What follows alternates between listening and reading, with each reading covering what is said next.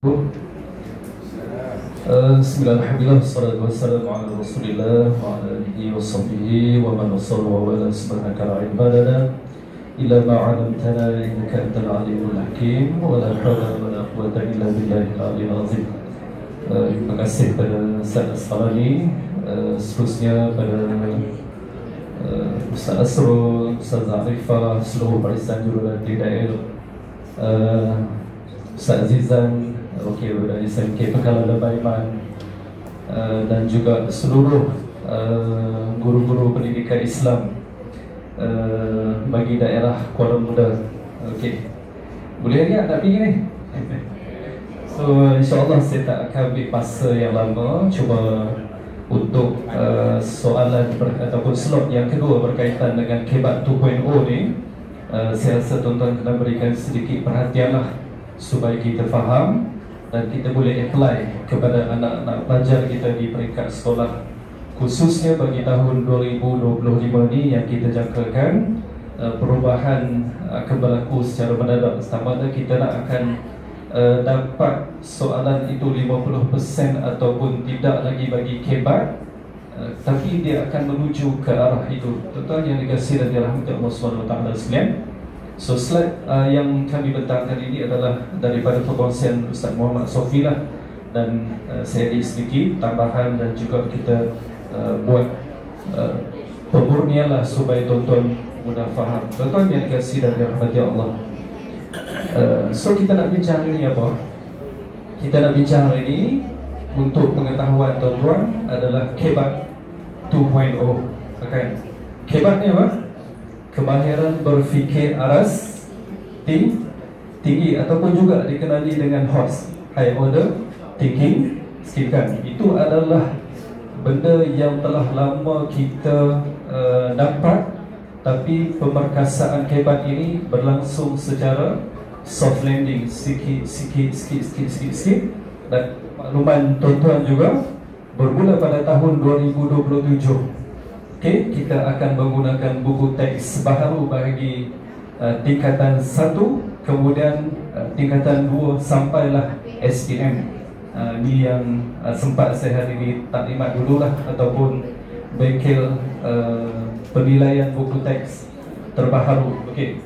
So hari ini kita nak bincang apa tuan-tuan? So kita nak tengok sikit apa itu Kebat.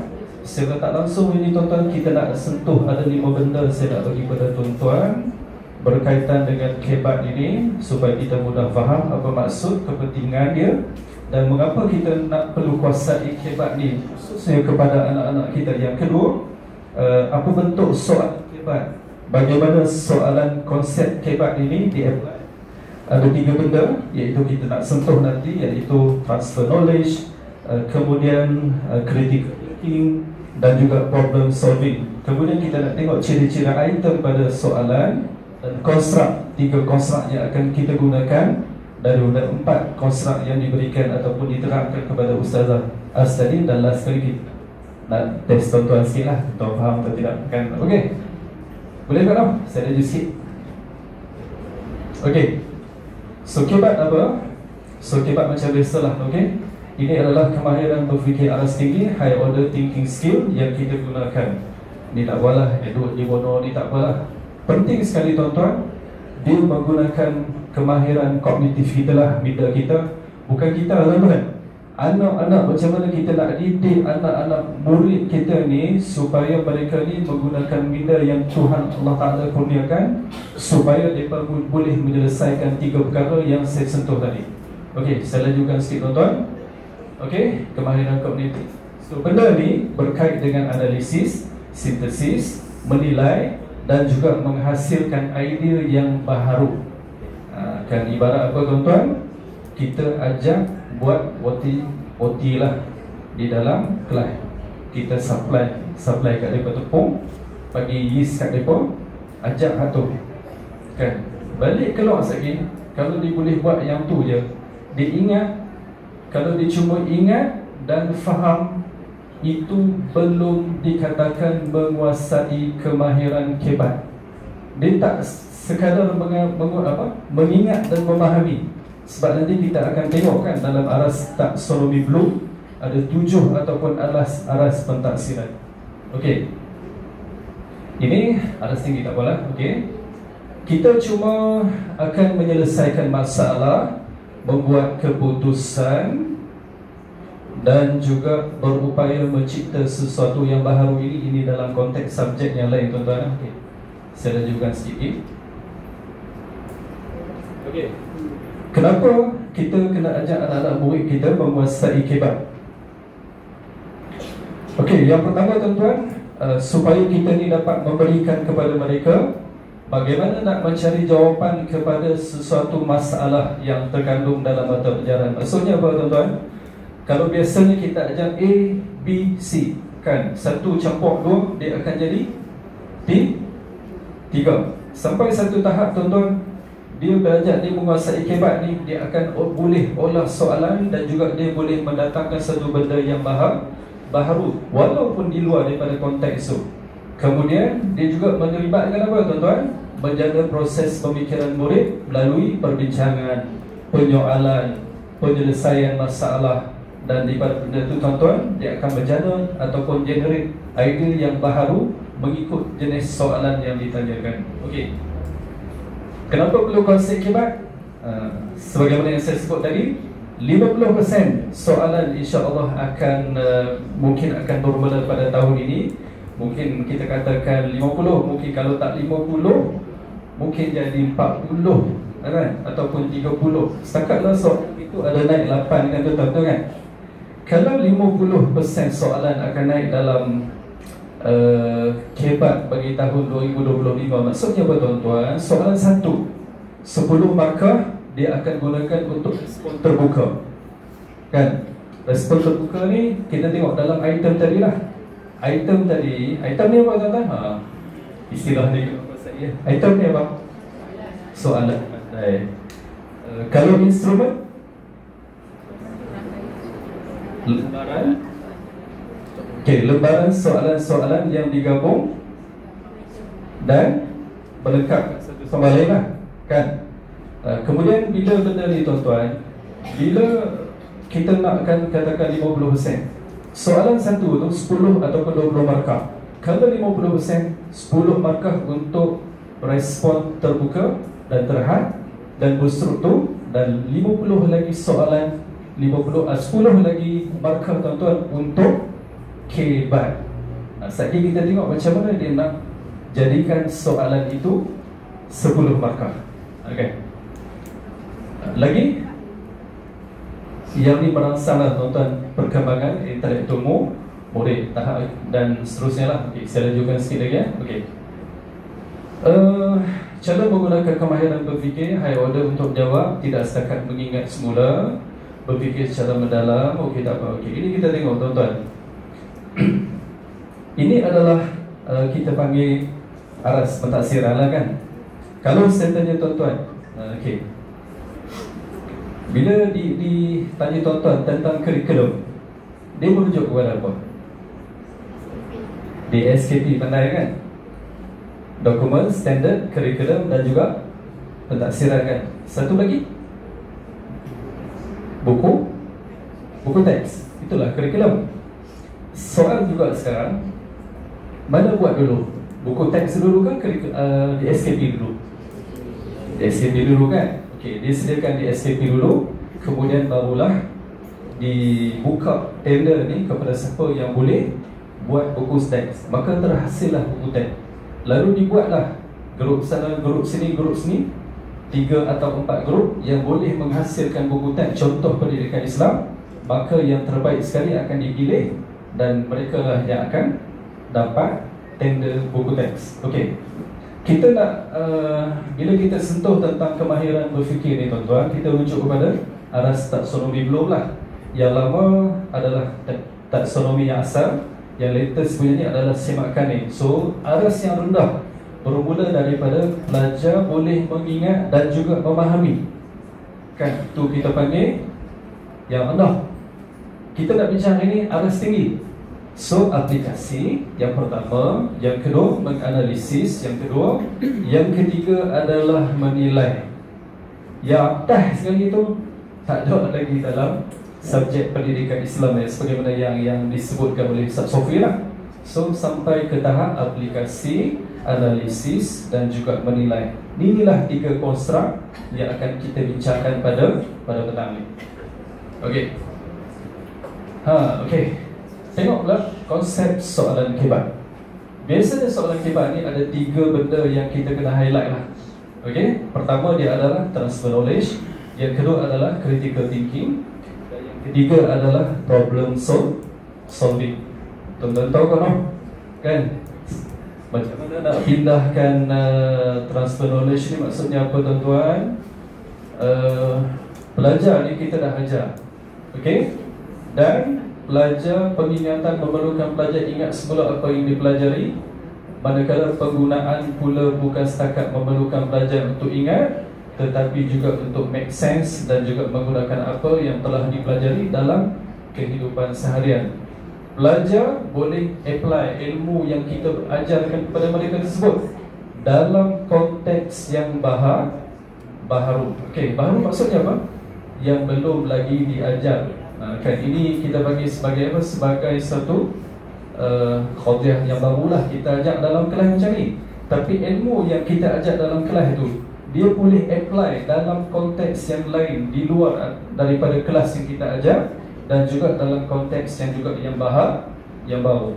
Okey, yang kedua adalah critical thinking. Critical thinking maksudnya apa? Kemahiran pemikiran yang munasabah. So kalau tuan-tuan belajar dalam ilmu hadis, tuan-tuan, kalau dalam syariah dia tak jumpa. Dalam ilmu hadis dia ada satu madah yang dipanggil sebagai naqdu al-hadis, kan? Kritik hadis. Kita dah tahu hadis ini adalah ma'udhifa ila Nabi sallallahu alaihi wasallam min qawlin aw fi'lin aw amal aw taqrir aw sifah, kan? Kita pun dah ada kitab yang sahih, Bukhari dan Muslim, dan 4 kitab lagi yang dianggap sebagai sunan. Tapi kenapa diajar kritik hadis di dalam benda tu? Supaya apa? Supaya tak kita terima satu benda secara bulat-bulat. Sama juga dalam pemikiran ataupun dalam aras ataupun kita nak bincang dengan kebat ni, pelajar tu mesti ada sifat kritis. Kritis ni maksudnya dia tengok satu benda, mungkin phone, kita katakan phone ni cuma boleh buat apa? Boleh record. Ada benda lain yang dia boleh buat daripada ni. Takkan banyak ni je, boleh buat benda lain pun. Ini yang kita nak daripada apa yang dikatakan critical thinking. Dan last sekali adalah simple sekali adalah problem solving. Ini menyelesaikan masalah. Macam mana kita nak buat? Okey, tuan-tuan tahu pencapaian pendidikan Islam bagi tahun 2023? Kedah ni nombor apa? Agak-agak Kedah sekolah agama banyak, Terengganu sekolah agama banyak, Ustaz Kedah lah. Kelantan pun sekolah agama banyak. Okey, sekarang ni negeri mana, wilayah mana yang menduduki pencapaian pendidikan Islam yang paling tinggi? Ada Terengganu. Terengganu cuma dapat 4 lebih GP dia. Kelantan pun 4, Kedah pun 4. Ada 3 buah sekolah, 4 buah sekolah yang dapat bawah pada 4. Mereka dapat 3 lebih. Okey, 4 buah sekolah. Ini saya ambil data daripada tahun 2023 SPM, tuan-tuan. Agak-agak lah negeri mana yang paling highest pendidikan Islam? Putrajaya, benar. Yang kedua agak-agak, serta agak-agak negeri mana? Agak-agak. Ini tak cik, dia pis sekali. Agak-agak lah. Faham? Pandai? Nombor 2 adalah faham. Nombor 3 Negeri 9. Dia tahu semua lah. Kan? Semua ni adalah yang kita kena tahu. Hari itu bila kita argue lah dengan faham. Sebab faham ni boleh dapat duduk di ranking nombor 2, kan? Lepas tu kita tengok data lah, boleh hampa 12,000, kami 18,000. Kan? Kita nak tunjuk kata kita ni budak ramai, kan? Rupanya bila dia buat balik data tu, sebab kepentingan kita menguasai data, tuan-tuan. Bila data dia tunjuk balik satu-satu bandar pencapaian macam mana, bandar sampai macam mana, kan? last sekali, ibarat apa dia nak tunjukkan hampa walaupun ramai, kalau ikut data hampa teruk ibarat kami kan. Tu dia tak keluar lah ayat kesian no. Dia tak keluar ayat tu lah. Macam makcik duduk je apa nasi jagung kat pokok senang tu kan. Duk kesian no kat kita. Dan kita tak mau lah benda tu tuan-tuan. Kita nak kena keluar. Masalah apa lagi tuan-tuan yang berlaku di sekolah kita? Kalau melibatkan pencapaian ataupun GPA Islam rendah, tak risau dah di sekolah. Kalau saya lah, saya boleh mengajar lah budak-budak ni, tapi masalah dia tak main. Betul? Itu semua berlaku kan? Buih ke, hang cerdik ke, hang tak cerdik, tapi bila hang mai ke kelas, insya-Allah hang boleh nulis tak? Sekarang dia tak main. Itu masalah ni tak betul. So yang kita nak kata problem solving ni macam mana? Untuk rekod tuan-tuan, untuk data yang Ustaz suruh cerita tadi lah, yang Langkawi naik 5 tahun betul-betul tu, sebelum tu ada satu sekolah pelajar dia yang paling rendah kehadiran di Malaysia, bukan di Kedah tuan-tuan, di Malaysia paling rendah kali tak mai ke sekolah. Pasal apa? Macam lah 5 kan, 5 daripada duduk biar kerja lah, jual minyak gam, mak lah apa dan sebagainya kan, paling rendah.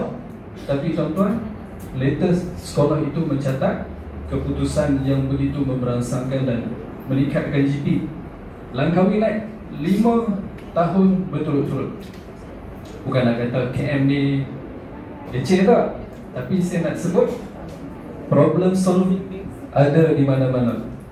Sama ada kita menyelesaikan dengan kebijaksanaan, dengan hikmah, dengan akal yang Tuhan berikan, ataupun kita ajak benda tu balik kepada budak. Okey.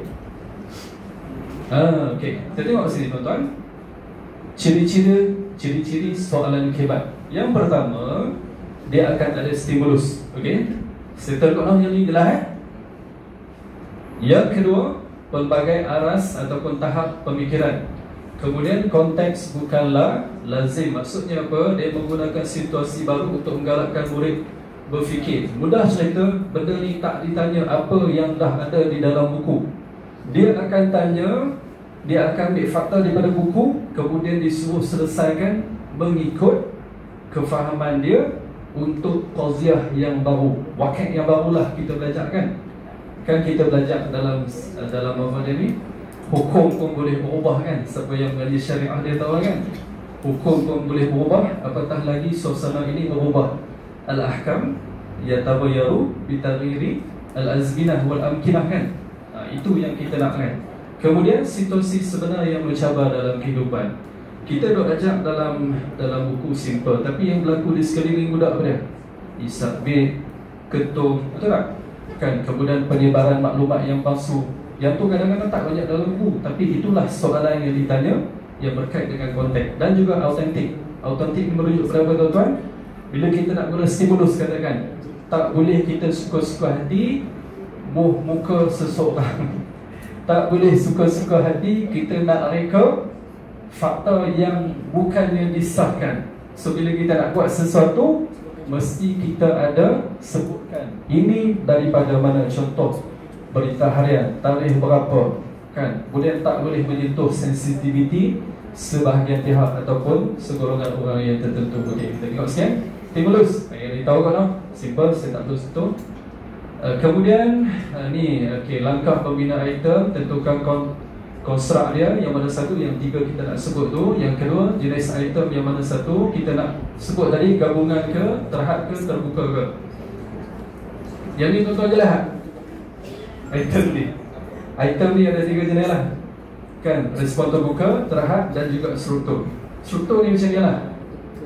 Terhad ni macam ni. Terhad dia tanya, sebutkan rukun nikah. Itu terhad.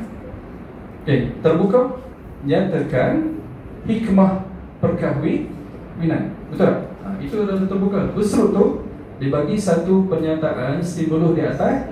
Daripada situ dia generate soalan, respon terhad dan respon terbuka. Maksudnya itu yang dia panggil sebagai struktur. Kemudian tengok jenis evidence, rancang stimulus dan juga tulis item dan juga stem. Stem ni apa tuan-tuan? Ni bukan sains, teknologi, engineering dan juga maths, tapi STEM ni merujuk kepada soalan itu sendiri. Okey. Tengok di sini. Okey, di sini contoh saya bagi ya. Ini adalah komponen ataupun kita panggil instrumen lah yang berstruktur. Okey. Pertama sekali dia mesti ada arahan. Okey, yang kedua dia mesti ada stimulus. Yang ketiga dia ada stem. Stem ni yang saya sebutkan di sini ni. Kan, berdasarkan Rajah 19, beri pendapat anda cara untuk mengawal peningkatan obesiti dalam kalangan kanak-kanak. Ini dipanggil sebagai stem soalan. Dan juga kata tugas mesti ada dan mesti ada skop. Ini untuk orang-orang yang buat soalan lah. Bimbang detail tuan-tuan. Kan? Dan satu lagi, bila dia nak buat soalan kebat ni, kalaulah katakan stem di sini berkait dengan benda ni, tak nampak macam mana benda ni, stimulus ni, kalau kita buat soalan ni budak boleh jawab, maksudnya stimulus ni tak terpakai, tak boleh guna. Kamu kena cari soalan yang kalau budak nak jawab, dia mesti merujuk kepada stimulus ni. Kalau stimulus ni budak boleh jawab, maka soalan tu dia tak valid sebagai stimulus, itu tidak boleh digunakan pakai. Okey. Okey, sekarang ni kita nak pergi pada konstruk kebat. Apa yang kita nak tanya pada sebelum ni? Kita ada 7 soalan, analisis data, hubung kait, kan? Lagi apa lagi? Kesan, faktor, cara tangani yang kita ajar budak kan? Sekarang ni kita simplify kan?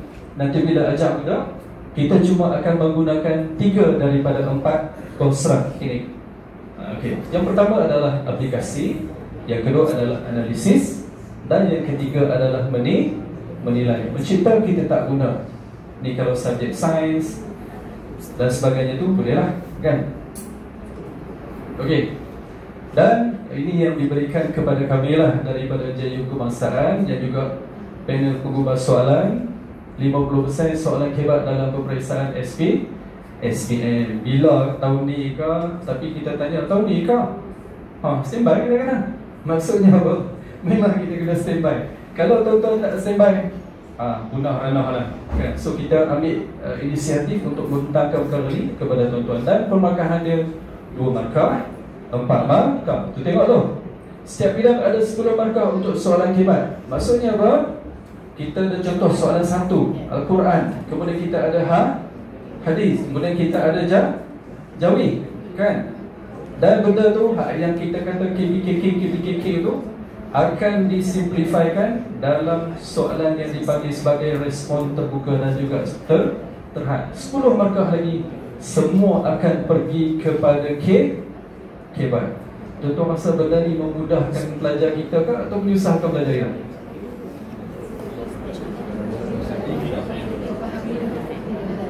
Jalan tadi pandai. So apa pelancangan kita? Bila soalan dikatakan 10 markah dah diambil, so bila kita pergi dulu masa dekat faham, dan baru ni pula dibentangkan di Terengganu. Cara nak buat macam mana tuan-tuan? Supaya pelajar kita ni nak dapat kuasai ataupun boleh katakan mudah cerita kita masuk kelas ni, Ustazah nak apa semua, paling koman dapat A, betul tak? Yang tu kita kena ajar budak. Bukan kita ligan A tu tuan-tuan, tapi kita nak nilai kualiti pelajar kita di situ lah. Kita kata budak ni cerdik, dia kan Islam dapat apa? Dia gagal ke Islam tapi dia cerdik. Betul patut tak fakta tu? Tak kena kan? Kita kena nilai. Sebab tu ada 2 benda tuan-tuan kena perkasakan pada tahun ni. Yang pertama adalah UTQH. Pastikan budak ni dapat 20 markah atau 19 kan? Ustaz cakap senang lah kan? Ustaz duduk sekolah bandar, apa ingat bandar tu cerdik kan? Kan? Walaupun dapat 3, baca Quran pun tak erti kan? Ada yang baca Quran tak erti, ada yang mu'allaf, yang saya ajak dia ke Islam A, tapi bila Quran siapa yang tak erti baca? Saya baru masuk Islam kan? Ini yang kita nak. Itu yang pertama adalah education. Nak buat macam mana bagi kepala otak dia buat tuan-tuan? Baca lah tiap-tiap hari kan? Dalam program di dalam Quran bagi ulang-ulang ayat al-fazan tu dan juga ayat tilawah. Yang kedua tuan-tuan adalah perkasakan, kemahiran menjawab soalan hebat. Yang tu je. Satu berita baik tuan-tuan, hebat ni tak ada dalam buku. So budak-budak tak payah baca buku pun tak apa. Jadi kepala otak hang pandai, mereka jawapan. Sekali orang boleh tak? Boleh tak? Sebab dia bukan ada jawapan A atau B kan? Contoh, seorang lelaki dia bagi soalan, Ahmad pergi menunaikan haji tapi dia pinjam duit. Soalan tu tak boleh kata tak boleh kan? Jawapan dia takkan ada tak boleh sebab dia pinjam. Sama juga orang buat korban, dia tak ada duit, dia pinjam, boleh tak? Dia tak boleh kata tak boleh semata-mata. Jawapan dia mesti boleh dengan alasan, tak boleh dengan alasan. Sebabkan kita nak generate pelajar punya critical thinking, problem solving dan juga transfer knowledge yang kita sebut awal tadi tu kan. So budak kita ni lebih, orang kata apa, bila produk yang kita keluar nanti lebih mature lah. Bila orang tanya, tak tahu? Tak tahu? Kedah kan selalu cakap tak tahu kan? Tak tahu nak makan bawang ni, tak tahu nak pergi mana bawang ni, tak tahu. Lepas ni kita nak ubah persepsi orang tentang Kedah kan. Bila tanya nak pergi mana, nak pergi mana ni, Bukit Selambau. Nak makan nasi apa petang ni, nasi Arab di mana, semua boleh jawab. Hebat kan? Contoh lah kan. Okey. So soalan dia ada 2 markah, ada 4 markah. Kita nak tengok ni aplikasi ni, simple guna aplikasi maksudnya kita apply. Kita ajak tuan-tuan, kita ajak tentang rasuah. Okey. Kita tanya budak tu, macam mana kamu nak buat bagi mengurangkan masalah rasuah? Saya akan buat kempen, saya akan didik masyarakat saya kan. Ini adalah apply, macam mana kita nak apply. Yang kedua, ini aplikasi, kita tengok contoh contoh soalan. Okey. Jabatan Kemajuan JAKI menganggarkan kira-kira 70% pernikahan menggunakan khidmat sedikit nikah ekspres tidak patuh syariah. Okey, sumber berita harian online. Soalan, cadangkan langkah yang boleh dilaksanakan bagi mengatasi masalah di atas. Dan soalan yang kedua, daripada stimulus yang sama tuan-tuan, dia generate soalan tadi, soalan 2 markah, dan soalan kedua adalah soalan 4 markah. Bagaimanakah anda membantu rakan anda daripada terjebak dengan menggunakan khidmat sedikit ini? Kan juga adalah aplikasi. Cuma yang ni dia 2 markah, yang 4 markah. Baru berapa markah? Baru 6. Lagi 4, dia akan buat stimulus yang lain. Dalam konteks yang lain, dia tanyakan lagi soalan dalam 4 markah. Cukup tak 10? Cukup kan? Kalau ni boleh jawab, ni boleh jawab, so katakan 10 markah dia dah perolehi daripada setiap soalan pertama, kedua, ketiga dan keempat. Bukankah itu satu pencapaian yang baik bagi pendidikan Islam? Betul tak? Ini yang kita nak. Okey. Contoh kita ambil, apa nak buat? Bila soalan 2 markah, ajak budak supaya hampa jawab biar ada huraian. Tak perlu huraian lengkap dan tak perlu kesimpulan. Macam mana tak perlu huraian lengkap? Tengok markah. Bila markah 2 cukup isi dan juga huraian. So bila 4 markah, dia kena hebat yang macam saya, isi, huraian lengkap dan juga kesimpulan. Okey. So yang kedua, konstruk yang kedua adalah analisis. So analisis ni buat apa tuan-tuan? Kemahiran kenal pasti idea utama. Biasanya dia akan bagi data lah kan. Kemudian kenal pasti saling kaitan, mana yang besar, mana yang kecil daripada data tu.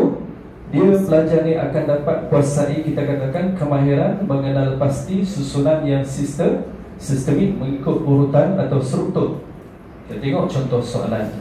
Ni soalan hebat. Analisis, dalam konstruk analisis yang tinggi jugalah saya rasa. Okay. Dia daripada ayat kefahaman tingkatan 5 tu, kepelbagaian bangsa. Ayat ni macam mana, ingat tak? Ayat ni macam mana? Aja'altum siqayatal haji wa imaratal masjidil haram kaman amana billahi wal yaumil akhir. Betul tak?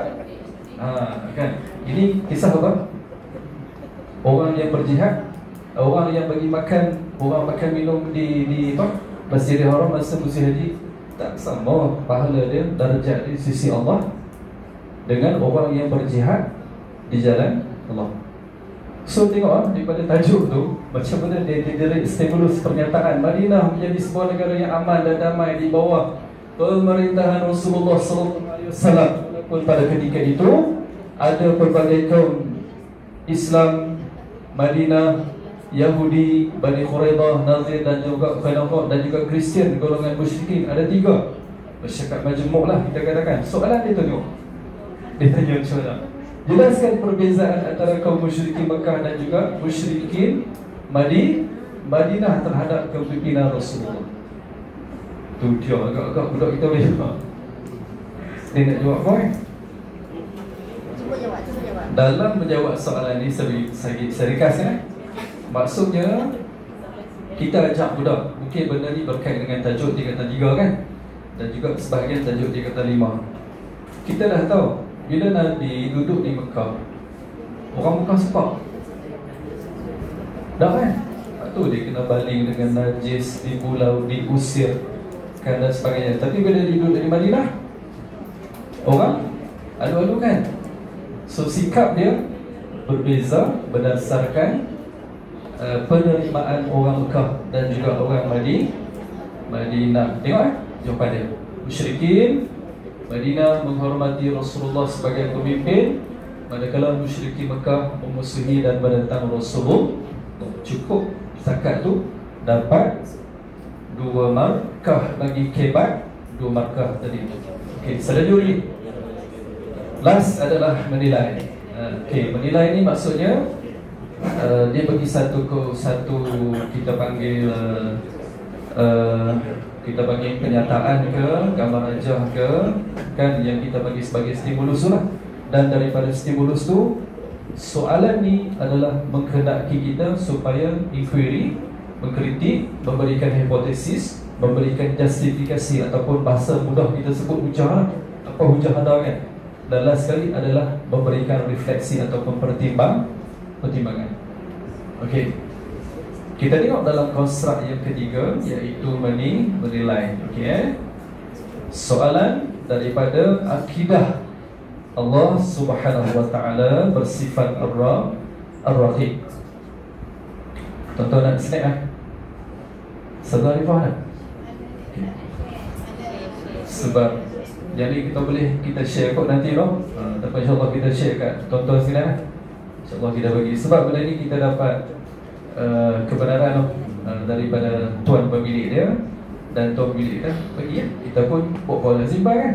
Kita bagi ya. Sebab untuk kita punya pola mula, tuan-tuan boleh gunakan untuk anak-anak buah tuan-tuan. Okey, simple lah. Tengok, Islam menganjurkan umatnya supaya sentiasa berdisiplin, mematuhi setiap rukun dalam ibadah dan juga amalan kehidupan seharian. Soalan hebat keluarga, mengapa tuntutan di atas penting? Ini dia tanya apa? Sebab. Soalannya kedua, 4 markah. Kemukakan pandangan anda mengapa umat Islam hanya berdisiplin ketika beribadah, semayang punya bagus, tetapi kurang berdisiplin dalam amalan kehidupan seharian. Bila tanya semayangnya, seolah-olah macam malaikat duk pegang dia. Tapi habis pada semayang, saat dia buat benda tak elok, buat benda ni. Pasal apa? Kenapa benda ni berlaku? Kan? Ini adalah penilaian. Okey, ni kita tengok pada soalan yang pertama tadi. Jawapan pada soalan yang pertama, membuktikan ketakwaan. Soalan macam mana tadi? Mengapa tuntutan di atas penting? Okey, simple untuk memelihara imej umat Islam. Okay, tengok pula soalan jawapan kepada soalan kebat ni dia bagi isi dan juga orang lah. Kerana apa jadi macam tadi? Kerana dia orang ni kuasai ilmu, tidak menguasai ilmu Islam secara mendalam. Ini adalah istilah tuan-tuan. Maksudnya apa? Ngaji agama ni half-half je, bagi lepas kat hidung lah. Kan? Sebab tu buat amalan ni tak pernah sampai ke hati. Sembahyang masa apa? Sebab ustaz tu ada. Saya ingat budak saya seorang, dia nak tukar sekolah. Kan? Kami memang sekeh tak sembahyang kan. Hutan ke, tak ada hutan, tangan, pergi. Sekali tu dia balik tukar sembahyang. Ustaz, saya nak beritahu Ustaz satu benda, apa dia? Maknanya saya suka pergi sembahyang. Baik, bukan selalu duduk pergi. Saya pergi tu, di Ustaz sekeh saya. Dia pergi tuan-tuan. Tak apalah, apa slow kan. Tapi itulah yang kita nak sampaikan nanti bila pendidikan Islam. Biarlah kita ajak ni bukan just orang kata apa sampai daripada mulut, tapi perlu juga sentuhan hati ni tuan-tuan. Tak, kita ajak cara macam ni, rukun ni, tapi kita tak pernah mengajak kenapa sebenarnya kita sembahyang ni kan. Apa akan jadi kalau orang tu tak sembahyang kan. So dari hati ni susah sikit tuan-tuan. Tuan-tuan lah ada ilmu hebat sikit, tok guru belakang depan ni kan. Okay, next kita tengok sikit lagi. Ini tak ada apa, cipta tak berkait dengan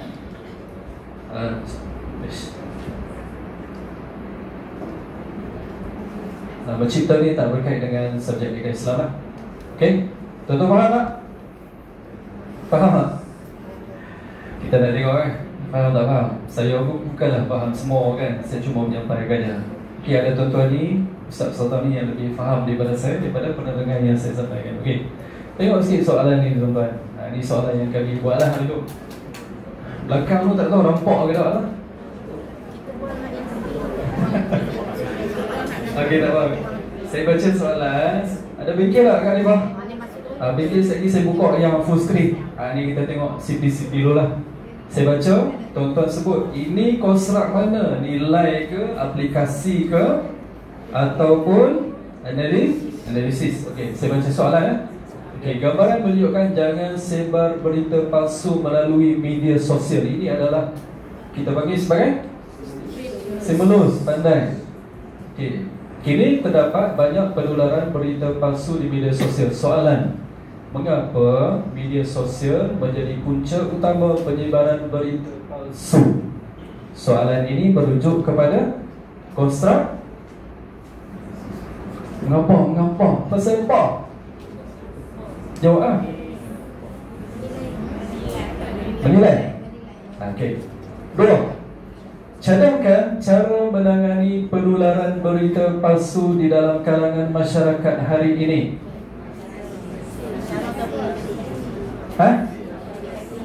Jawab lah, salah tak apa. Aplikasi pandai. Okey, dulu salah. Lepas ni boleh buat soalan. Okey, soalan yang ketiga. Okey, dia bagi data jenayah indeks membunuh. Okey, pada tahun 2022, 2023 bunuh 240. 2023 naik 258. Soalan, berdasarkan jadual di atas, mengapakah kes tersebut semakin berleluasa pada masa kini? Oh, dia tulis tu tak kecil lah. Oh, tu silap lah. Tuan-tuan tak faham. Soalan yang kedua, pelaksanaan undang-undang yang ketat mampu menghalang jenayah tersebut dari terus berleluar. So, kemukakan hujah anda. Ini adalah analisis lah yang kita sebutkan tadi sebagai apa tu? Buat saya punya. Okey. Soalan yang ketiga. Ini soalan pencuri solat. Macam lagu apa? Iwan kan? Okey. Sejahat-jahat manusia itu adalah mereka yang mencuri di dalam solatnya. Hadis di atas menerangkan tentang golongan yang mengabaikan kesempurnaan rukun di dalam solat. Soalan, alhamdulillah, ini tak ada. Mengapa situasi di atas masih berlaku di dalam kalangan masyarakat pada masa kini? Ini konstruk apa? Menilai pandai. Kemukakan mengapakah menjaga kesempurnaan solat itu penting dalam kehidupan seharian. Ini kan? Tak sebut takut tu. Analisis, okey, pandai. Okay. Soalan seterusnya berkait dengan sirah. Kerajaan Uthmaniyah mencapai kejayaan gemilang kerana tenteranya mempunyai semangat jihad yang tinggi. Ini adalah stimulus soalan. Jelaskan akibat sekiranya rakyat tidak mengamalkan sikap di atas. Ini aplikasi ke? Bukan, betul tak? So sama ada dia analisis ataupun nilai. Bagaimana pembimbing pelajar dapat membantu murid dalam memupuk sikap di atas? Ini adalah bagaimana cara nak buat aplikasi kan. Soalan ni saya skip kan. Ini soalan kita nak tanya lagi. Apa itu bully? Perbuatan mengasari seseorang yang lemah menunjukkan kekuatan masing-masing. Soalan direct Mengapa perbuatan di atas masih berlaku sedang umat Islam mengetahui Allah Subhanahu Wa Taala bersifat muntaqim? Ini dalam konsep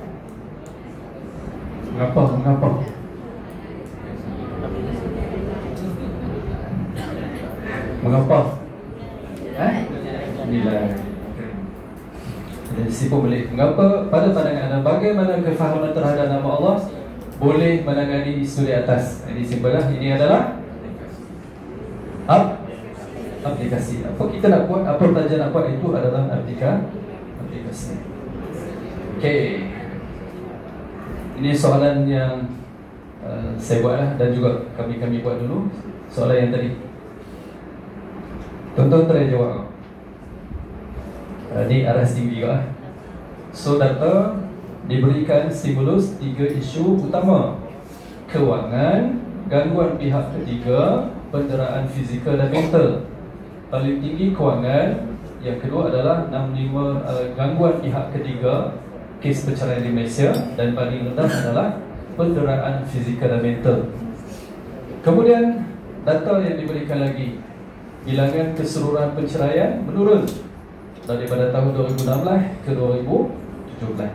Soalannya, lahan nak biar. Okey. Jelaskan faktor utama yang membawa kepada kadar perceraian tertinggi di Malaysia. Cuba ya. Kewangan, betul? Sebab asal kewangan? Kat tangan? Oh, yang praktikal awak kat tangan tu. Kan? Kat belakang nampak, kat ni tak nampak betul tu. Dia kapok kat depan. Okey, tak apa, kita tengok dulu respon. Tuan-tuan kata kewangan, siapa yang bersetuju? Siapa yang bersetuju kata kewangan ini menjadi faktor utama yang membawa kepada kadar perceraian tertinggi di Malaysia? Setuju? Tak? Okey, tak apa, kita tengok soalan yang kedua. Lagi kita akan ada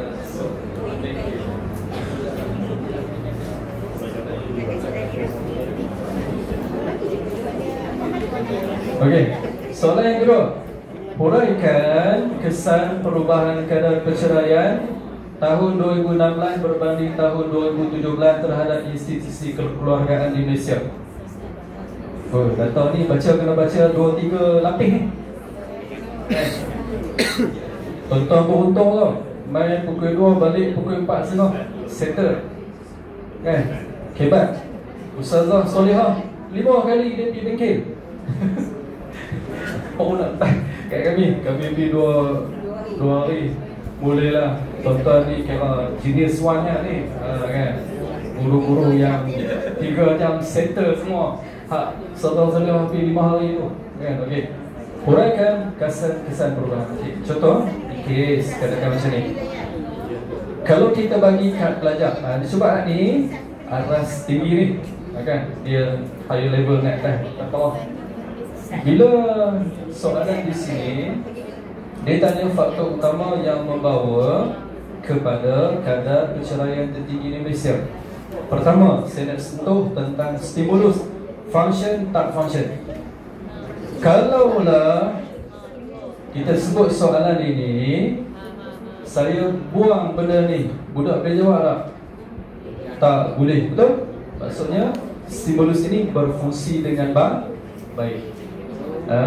Kan? Kalau saya sebut benda yang ada, jelaskan faktor mengapa keuangan menjadi kadar perceraian tertinggi di Malaysia. Stimulus boleh pakai tak? Ada dalam kan? Maka soalan ni tak kena. So ada kaitan di antara Bila maksudnya soalan dibuat, pelajar ni automatically hang kena rujuk kepada data ni. Kalau hang tak rujuk data ni, hang boleh jawab soalan ni dapat 2 markah. Maksudnya apa? Stimulus ni tak berfungsi. Soalan ni, kebak ni adalah kebak yang tak valid. Okey, Ustaz. Okey. Saya nak tanya. Saya ambil akhir. Ustaz, lu tak buka soalan ni? Ustaz nak tanya. Sebab dia nak tanya apa saya tanya. Adakah salah kalau kita nak jawab bukan kewangan?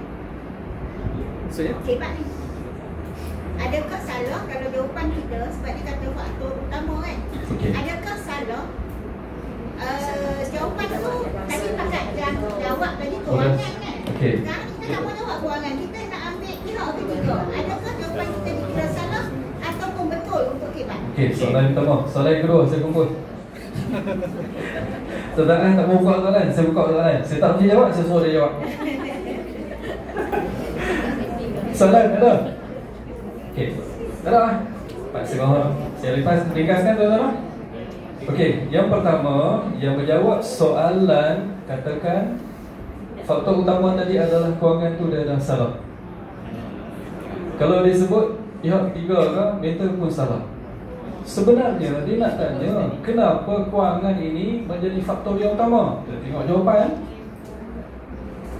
Pasangan, di kalangan pasangan itu hidup mewah, sebab itulah jadi faktor bercerai-berai. Pasangan hidup boros berbelanja. Tuan-tuan nampak tak? 2 lebih kan? Tiada ilmu pengurusan kewangan. Gaji dapat hari ni, esok habis. Lepas tu bercerai kan? Betul tak? Maksudnya dia Nampak tak? Kalau kita duduk di peringkat di dalam kota pelajar, jawapan pelajar agak-agak dia jawab macam ni. Dia akan pilih apa? Dia akan pilih kewangan, betul? Nampak? Saya ambil contoh yang paling susah ni, level tinggi ya. Ada yang kita sebut tadi, mudah, sederhana dan tinggi. So saya ambil contoh dia bagi nampak tuan-tuan. Melampaui pemikiran asal kita tu lah. Okay, kita tengok tak soalan yang kedua. Nak bagi gambaran, siapa nak main hidup apa? Okey, saya tengok soalan. Saya nak pergi kedua dulu. Soalan yang kedua. Dia tanya pula, kesan perubahan kadar perceraian. Tengok data sini. Apa kesan perubahan kadar perceraian daripada tahun 2016 berbanding tahun 2017? Naik ke turun tuan-tuan? Bila soalan ni ditanya kesan, maksudnya kesan baik ke kesan buruk? Baiklah. Kadar perceraian kalau semakin naik daripada tiap-tiap tahun, buruk lah kan? Kalau kali bila menurun, maksudnya okey lah. Dia tanya kesan terhadap institusi kekeluargaan. Jawapan tuan-tuan? Kembali kepada siapa? Kepada family tadi lah. Tengok jawapan dia. Okey. Kesan dia, kematangan hidup rumah tangga pasangan semakin baik. Kita boleh jawab indeks kebahagiaan antara kekeluargaan di Malaysia semakin menunjukkan kesan positif. Itu yang dimaksudkan kesan. Hanya saja tuan-tuan somai yang higher sikit lah, yang kami duduk bincang-bincang tu ada yang mudah lagi kita tunjuk. Okey, lebih kot. Habis semua. So inilah tuan-tuan, kita harapkan dengan kita menjelaskan sedikit, tuan-tuan mungkin tak dapat 100%. Saya pun bila saya dengar, sahabat-sahabat je dengar, kami pun kena ulang kaji. So kita apply, kita bawa kat budak lama-lama, insyaAllah kita boleh buat lah kan. So tak nak apa-apa kot yang boleh saya sebutkan lagi. Terima kasih dan Assalamualaikum warahmatullahi wabarakatuh. Apa yang baik itu datang daripada Allah, yang lemah yang kekuatan itu adalah daripada kekurangan sekian.